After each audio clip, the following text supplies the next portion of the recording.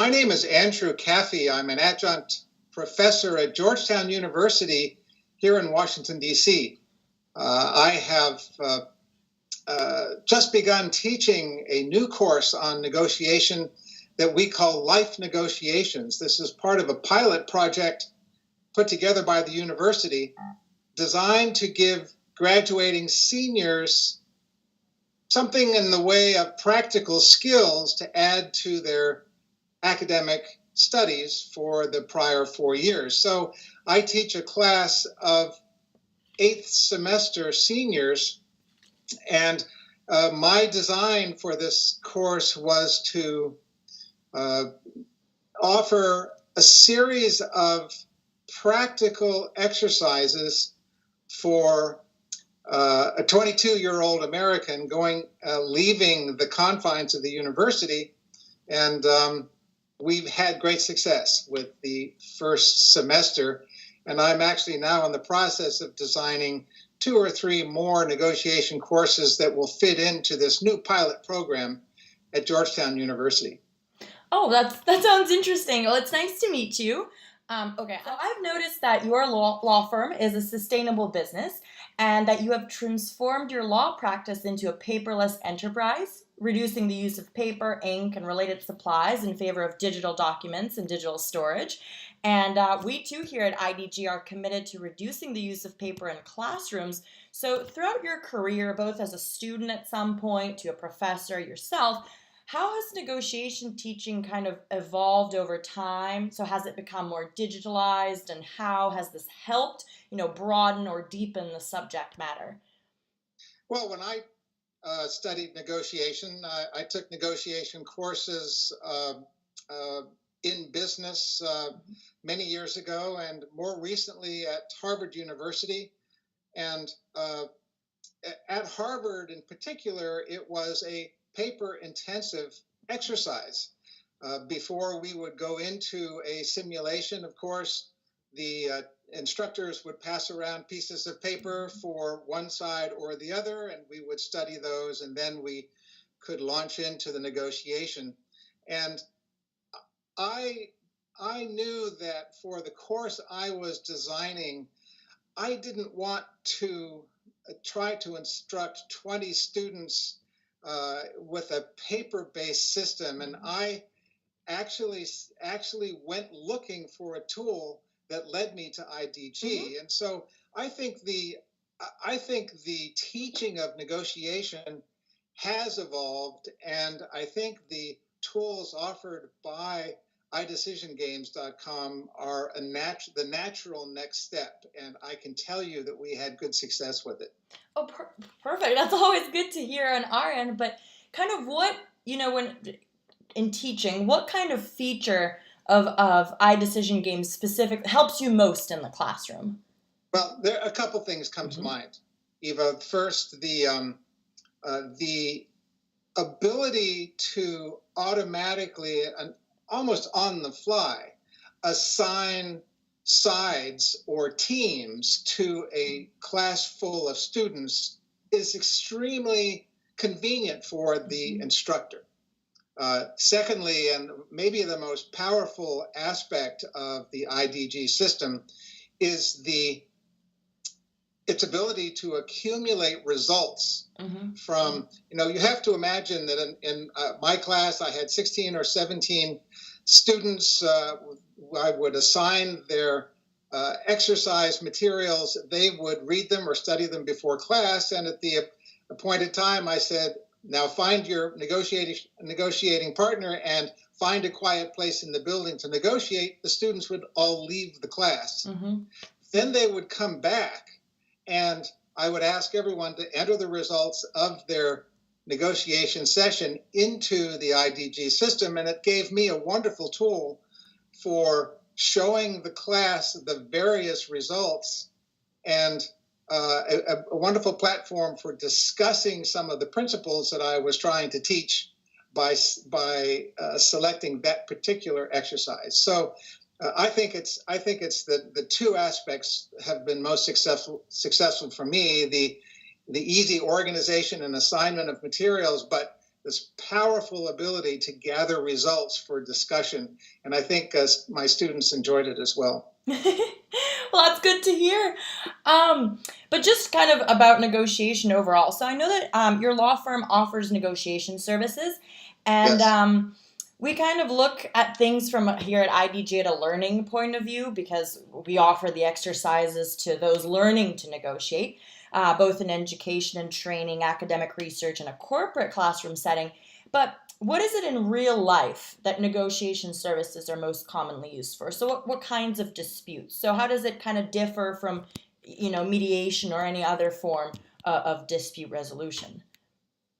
Well, it is in my experience, my clients will generally turn to me when a business dispute arises. Mm-hmm. I represent a lot of distribution companies, franchise companies, and the like. And if they have a dispute with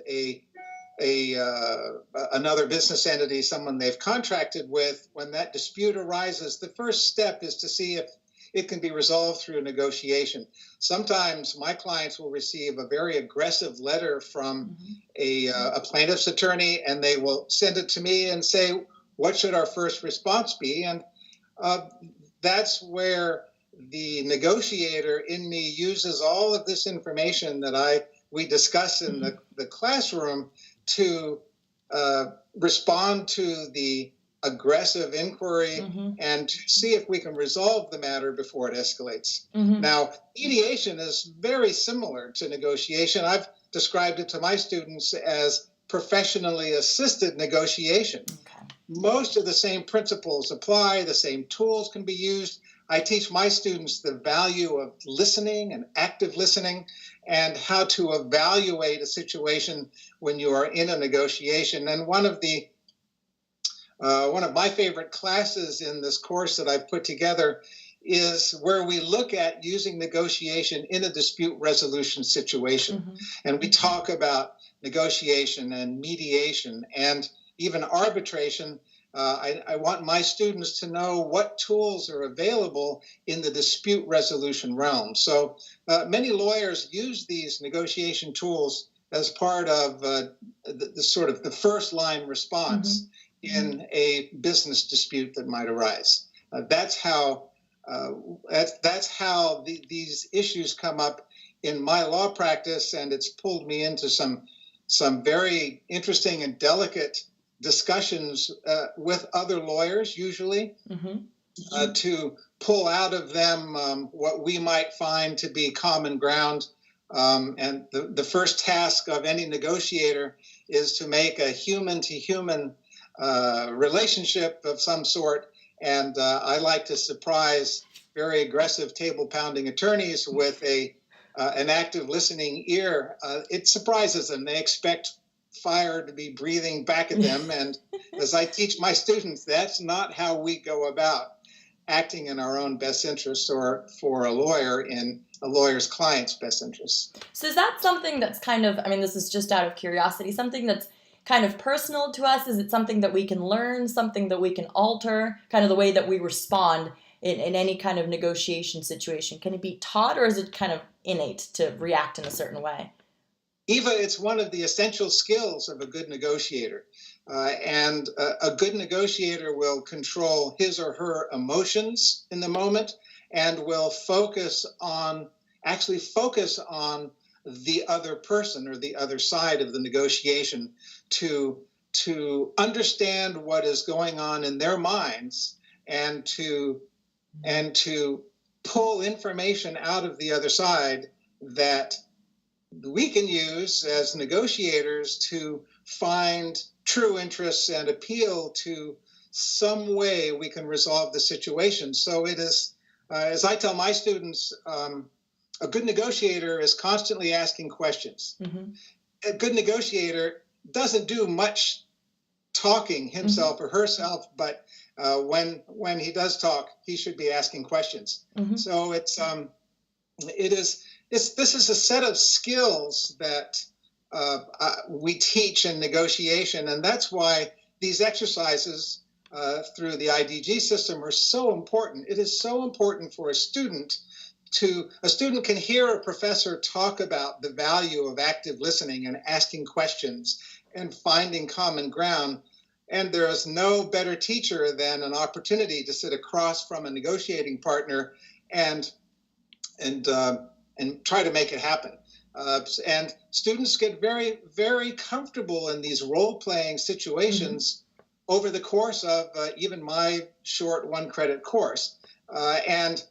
So I think the answer to your question is it's a skill. This is a set of skills. It can certainly be learned. It can certainly be practiced in a good course. And I know that this is something that is valued now at Georgetown University as a practical skill set, and one that its graduates will be able to use, I hope, for a lifetime. Right. So when you said your course is life negotiations, do those skills differ when we negotiate kind of on a personal level, or when you represent a company or some large corporate kind of body? It's the basic skills are the same. Okay. It is, and that's one of the extraordinary aspects of this course. I've had the student feedback I've received, even teaching for one semester now, has been very interesting. How the students have taken the skills we've talked about and practiced with our iDecision games exercises, and how they've found that they've already started using those skills in one student said that she was successful in a job interview. She was asked a particular sort of hypothetical factual situation. How would she address it? And she said she used and talked about all of the listening skills and the emotional controls that we studied and practiced in our negotiation course. So it's a very interesting set of skills that has application in so many aspects of our lives.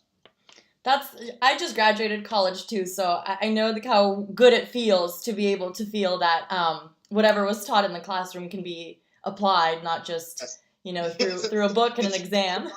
Sometimes. Perfect. I'd hate to take any more of your time. Thank you so much for talking to me today.